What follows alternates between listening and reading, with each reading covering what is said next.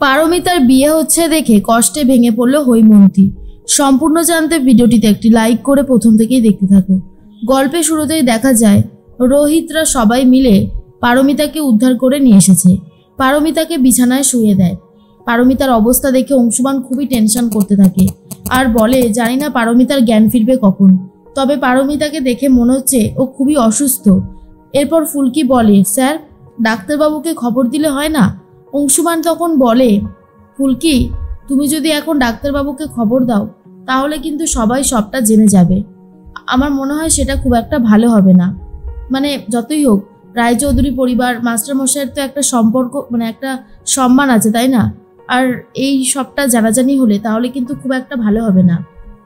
রোহিত তখন বলে, অংশুমানদা এসব কথা রাখো তো, এখন বৌদির সুস্থ হয়ে ওঠাটা সব থেকে বেশি ইম্পর্টেন্ট, তাই উল্টো পাল্টা কিছু ভেবে কোনো লাভের লাভ হবে না। এদিকে পারমিতার কথা ভাবতে ভাবতে হৈমন্তী কান্নাকাটি শুরু করে দেয় আর ভাবে, শেষ পর্যন্ত শেষ রক্ষা করতে পারলাম না। ওরা পারমিতাকে ঠিক খুঁজে পেয়েই গেল। এই সব কিছুর জন্য দায়ী একমাত্র ফুলকি। ফুলকির জন্যই পারমিতাকে আজকে আমি এই অবস্থাতে দেখতে পাচ্ছি। এর মধ্যেই জেঠুমনিও প্রচণ্ড রেগে গেছে।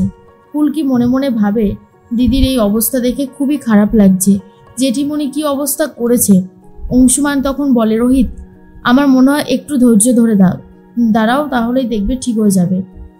মনে হচ্ছে তো পারমিতাকে ঘুমের ওষুধ খাইয়েছে, আর এই ঘুমের ওষুধটার অ্যাকশন কেটে গেলেই পারমিতা একেবারে সুস্থ হয়ে যাবে। রোহিত তখন বলে, কি করেছে বৌদির অবস্থা, ভাবতেই অবাক লাগে। জেঠিমণি এতটা হিংসাত্মক পরায়ণ হয়ে এই কাজটা করে ফেলেছে। তার মধ্যেই প্রচণ্ড রেগে যায় জেঠুমণি আর হৈমন্তীকে ডাকতে শুরু করে। ফুলকি তখন বলে, স্যার আমরাও যাই, না হলে জেঠুমণিকে শান্ত করতে পারবো না। জেঠুমণি বলে, হৈমন্তী কি অবস্থা করেছো? না না, আমি তো একটা কথা কিছুতেই বুঝতে পারছি না, যে তুমি আমার মেয়েটার কি অবস্থাটাই না করেছো। তোমার সাহস দেখে তো আমি অবাক হয়ে যাচ্ছি। তখনই পারমিতা কথাই বারবার ভাবতে থাকে ফুলকি আর বলে, দিদি যদি সত্যিটা জানতে পারে তাহলে অনেক কষ্ট পাবে। জেঠুমণি তখন বলে, কি করেছো তুমি, আমার মেয়েকে কি খাইয়েছো বলো।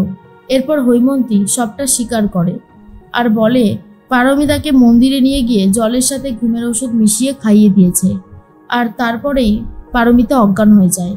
অজ্ঞান অবস্থায় পারমিতাকে রিকশার মধ্যে তুলে আস্তে আস্তে হাঁটিয়ে নিয়ে আসে।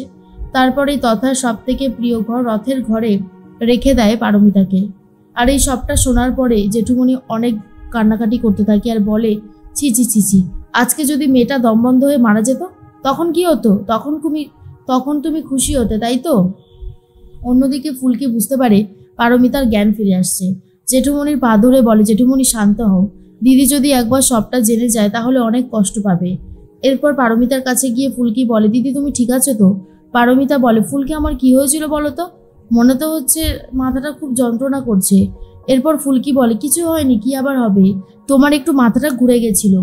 এর মধ্যেই হৈমন্তী বলতে থাকে, আমার মেয়েকে আমি অন্য কারোর হতে দেবো না, শুধু তথার বউ, পারমিতার আর কারোর হতে পারে না। তখন জেঠুমণি বলে, আমার মেয়েকে আমি কার হাতে তুলে দেব সেটা তোমার কাছ থেকে শুনবো না, ওর ভালো থাকাটা খুবই জরুরি। এইটুকু একটা মেয়ে সারাটা জীবন এরকম একা একা থাকবে নাকি? অংশুমানের সাথেই ওর বিয়ে হবে। আর এই যে অংশুমান, আমি এফআইআর করছি, তুমি তোমার জেঠিমণিকে অ্যারেস্ট করো। জেঠুমণির কথা ভাবতে হবে না, আমি বলছি। রোহিত বারবার করে মাস্টারমশাইকে শান্ত হতে বলে।